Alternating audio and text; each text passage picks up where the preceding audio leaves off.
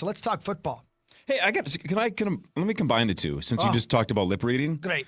Tom, yesterday on Bumper to Bumper, Dan Barrera was talking a lot about 41 Donut, the NFC title game where the Vikings got shut out by the Giants 41-0. And talking about stolen signals and all this kind of stuff. And then it got me thinking about lip reading. Does that happen? Is there any rule in place where a team couldn't have somebody in the booth that is a professional lip reader that's trying to figure out exactly what the coaches say if they aren't covering their mouths? Like, is that a thing? Are there rules against that? So you have the broadcast feed is in the coach's booth. It's how they see, when they're advising on, for instance, instant replay. And so hypothetically, sure, if you're not covering your mouth, if you had someone, you would just have to translate it so quickly, know what the words mean, communicate it down to the sideline, and then into the signal caller on the field. There's a variety of other things. I mean, every team in the NFL sends an advanced scout to every game. So, if the Vikings are playing the Packers this week and the Bears next week, you're going to see a Bears scout at the Vikings game. And they're there for several reasons. They chart, injuries, just mark those things down so that they know if a player's dealing with something. What that is, they're looking at different things that you may not pick up on tape. And a big one of those is the signaling that comes in on the sideline. They are trying to decode the signals. They're trying to figure out, okay, if they're making, these hand signals, a lot of those are for the personnel groups that come on and off the field. In 2-minute situations, there's going to be a little bit more because it's frantic. And so that's what every team does. Literally, advanced scouts are sign stealers. They're not probably with binoculars looking to read lips, but they are looking through their binoculars so you can see them. They have seats in the press box, US Bank Stadium every week. You can see there's 2 guys down there for the 2 advanced opponents, and they're watching to see what those signals are. The actual lip reading, probably a little bit more difficult, but not impossible. And the play callers that use shorter play calls obviously are a lot easier to discern than if you got a John Gruden style spider 2 wide banana hook route right left whatever the hell he says. Those are probably more complicated. That's a hell of a play. Yeah, that is. Tom, everybody is saying that John Harbaugh is going to be the next coach of the Giants. 2-part question. How big of a get is that for the Giants, and now how quickly will some of these other coaches fall in place? That was the first big domino. It's big for the Giants in large part because they needed some type of credibility after everything, the ups and a lot of downs that they've had really since the second Super Bowl that they won under Tom Coughlin. I think everybody in their mind's eye can picture Tom Coughlin with like the Rudolph red nose on the sideline when it gets cold, and he looked 1,000,000 years old. He was 5 years younger than John Harbaugh when the Giants hired him. Wow. John Harbaugh is 63. Tom Coughlin was 58 when he got that job. He looked 75. He looked like a Harry Potter character. He's got a full Wilford Brimley and Cocoon thing going where you're like, he was 45 in that movie? Really? Yeah. So John Harbaugh, he's very experienced, but it also like the media and the fans, as much as anything, as much as you want to think like we're making these decisions solely based on football, at some point, especially in a market like that, they were in a position where if they didn't get John Harbaugh, there was going to be a revolt that they blew it and then nobody wanted to take the job. And so they recruited John Harbaugh very, very hard from the day that the Ravens fired him, which feels like eons ago, it was 9 days ago. Harbaugh took his time evaluating different situations. And this was, much like what coaching searches were back in the 90s and the 2000s. There's all kinds of rules in place now. Coaches who are under contract, assistant coaches with teams right now, they still can't interview in person until next Monday. But anybody who's fired is essentially exempt from those rules, which is why Harbaugh could set this up like what it used to be, which was, all right, you narrow it down. If you got 5 teams that want you, you're going to narrow it down to 2 or 3 places. But the first one that you go to, it's either you hire him or he's gone. You're not getting him back. So John Harbaugh got on the plane and left. But before last night was over, he had decided to take the job. They postponed or basically canceled the Titans visit and told the Giants we want to work on the contract. That's where news broke late last night, was because they had told the other teams, you're out on this thing. They still, as far as I'm aware, and as of 20 minutes ago, they had not actually negotiated the contract, like the details of it. But it's pretty straightforward. John Harbaugh is going to be one of the highest paid coaches in the NFL. They are paying for that credibility. You certainly can look at John Harbaugh's recent history. He's got a grand total of 4 playoff wins since Barack Obama's first term. I mean, he's not had that level of success. 2 days ago, Steve Bisciotti, the Ravens owner, is at the podium saying we perpetually underachieved. We underachieved in the postseason. We're the worst team in the NFL at blowing leads late. One man's trash is another man's new head coach. And John Harbaugh comes with, a lot of optimism about for a team that's just, they've not had any type of steadiness, and they have cycled through coaches since Coughlin, from Ben McAdoo to Pat Shurmur to Joe Judge to Brian Daboll. They've had flashes. They went to the playoffs once with McAdoo. They went to the playoffs and beat the Vikings a few years ago with Daboll. But they've not had any type of consistency. John Harbaugh has been pretty consistent.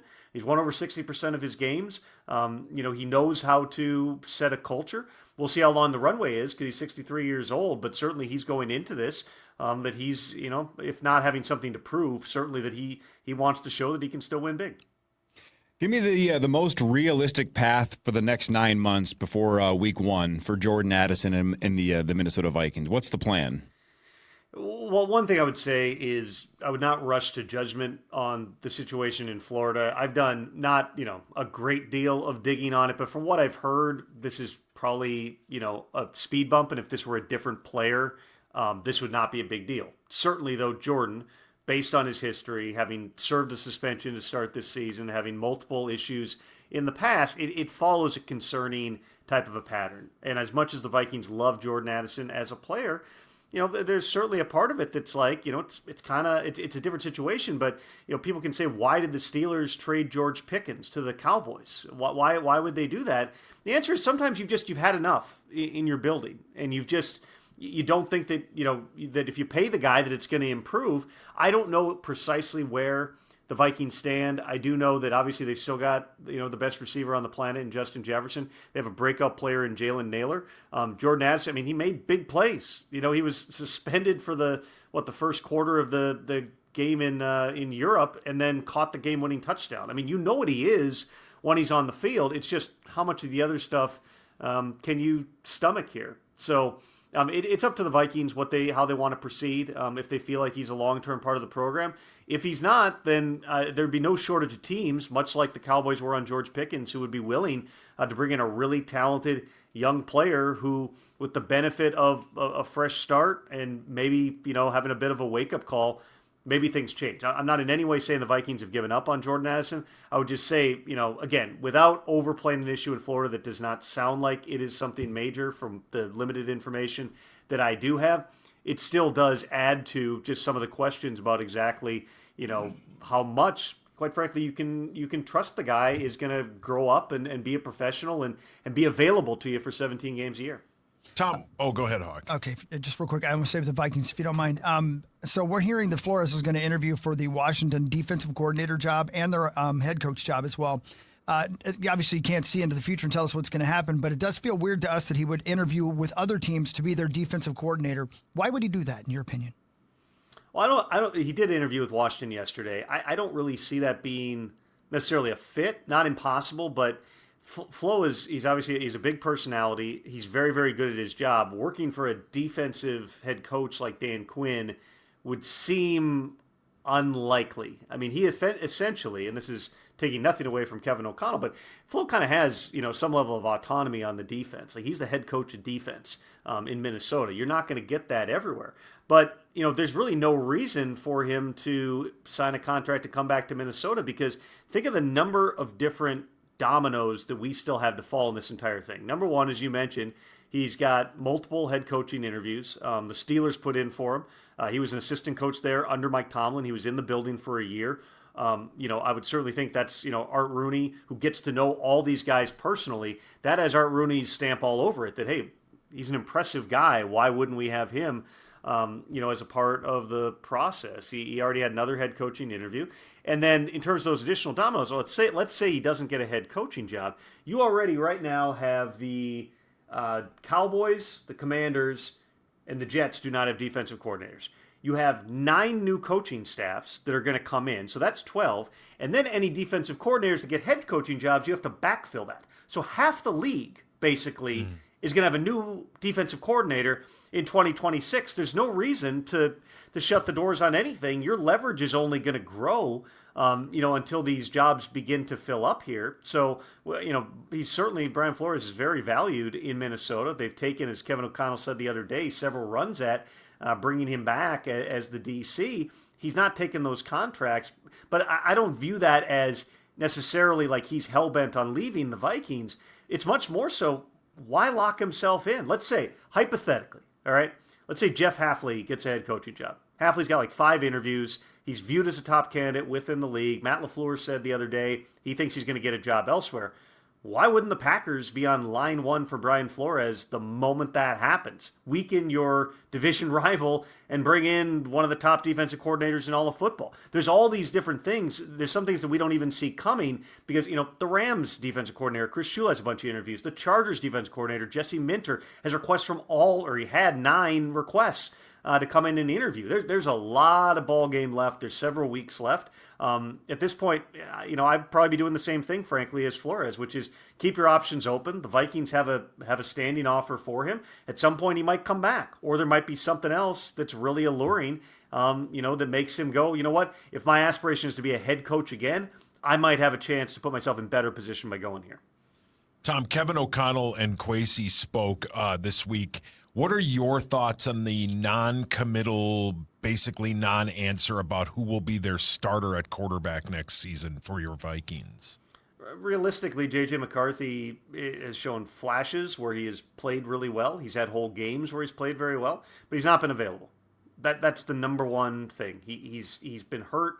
He missed his entire rookie season. He had, I believe, 4 separate points at this season at which he was unavailable with the high ankle sprain, the concussion, the hand, and then the hand again in the final game. JJ, kind of opened the door on that too by talking after the final game and basically saying like, hey, if I'm out of here, I'm out of here.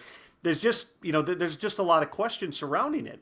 Kevin O'Connell also said very clearly, this is going to be a very important offseason. JJ is a big part of the plan, but they have to have a plan B. You can't go through the offseason like they did last year. Now, listen, they traded for Sam Howell. It just didn't work out. They bring in Carson Wentz basically, at the cut down deadline, and then he ends up playing. If Carson Wentz doesn't get hurt, they still might make the playoffs. If he's operating just at a little bit higher level, they win one more game, they're in. As opposed to Carson, battling that shoulder until he finally couldn't do it anymore and had surgery. They know that they just need to elevate the level of their options within that room. They took a swing at it last year. I mean, we've talked about it a lot. They were interested in bringing Sam Darnold back. They weren't going to go where the Seahawks did, and they couldn't offer him, the long-term commitment in a place where he didn't have somebody breathing down his neck. They wanted to bring back Daniel Jones. Daniel Jones chose to go someplace else. They explored other things. They traded for Sam Howell, a guy who had started in the league. Just wasn't the right fit. He didn't play well. He didn't practice well. They had to move on.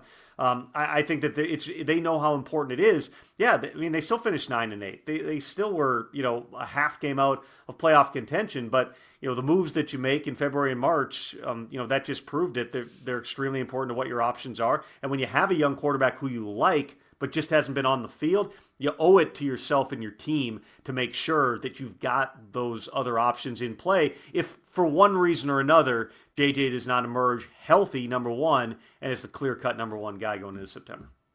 Final question or two for Tom Pelissero. Divisional round of the NFL playoffs this weekend. Does it still feel wide open to you, or is a team or two emerging?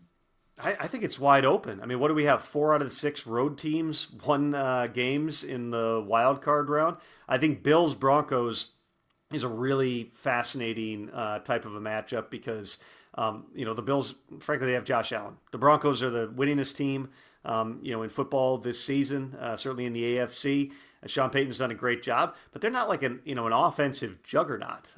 They've got a lot of young developing players on offense. Are they going to show up after a week off, first big game that a lot of these guys have played in the NFL at home? Or the Bills with all their playoff experience with a quarterback in Josh Allen who's really tough but is banged up. I just think that that's a really unique type of a matchup because if the Bills go in there and pull off that win, I mean, they could end up, there's a scenario where the Bills could host the AFC Championship game. The Texans would have to beat the Patriots, but there's a chance we get one more game at Highmark Stadium. And on the NFC side of things, kind of the same deal with the Bears. I mean, they showed up when they needed to. They roared back in the second half, and Ben Johnson got to scream "bleep the Packers," the thing that had been probably running through his head since the day he took the job in the locker room scene.